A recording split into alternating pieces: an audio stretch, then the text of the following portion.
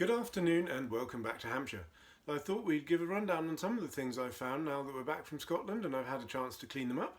So we'd start with one of the first things that came up, and this was shortly before my pinpointer broke down, was my Victoria penny. So very, very worn, and I can only just actually make out Victoria on the front. I don't know if that's coming up, but very worn and battered there. And Victoria was actually our longest reigning monarch until our current Queen, reigning from 1837 until 22nd January 1901. Having been born at Kensington Palace in 1819, she finally became Queen when she was 18 years old, only just avoiding a regency, which almost certainly would have seen her mother's lover, Sir John Conroy, becoming effectively king in his own right. So that was a lucky escape for her, and she went on to reign for a long time and has only recently been beaten by our current Queen for reigning as the longest monarch. So that's Victoria. The next one that came up in terms of coins was my George II halfpenny. Again, this is very worn. The soil has not been kind to the coins up in Scotland, and it has Britannia on the back, which is again very worn. So that came up, and George II was born in 1683.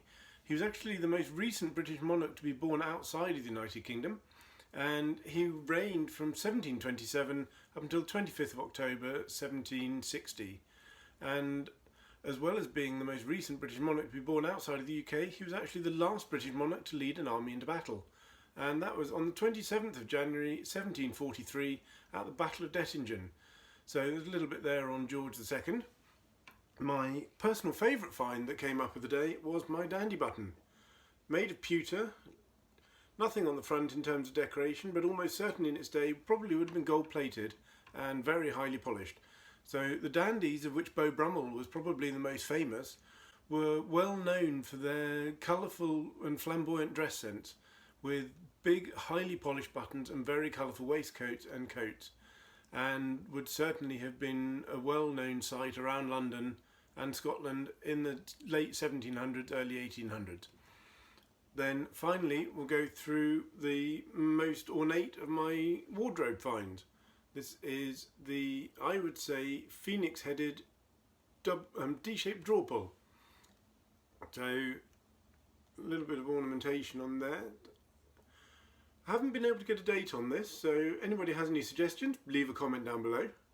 And that's cleaned up quite well. And that was probably the most ornate of my wardrobe finds, so quite pleased with that. And join me again soon, because hopefully in the next week or so I shall be back out into the Hampshire countryside again, and we'll see what other history we can find beneath our feet in the Hampshire countryside.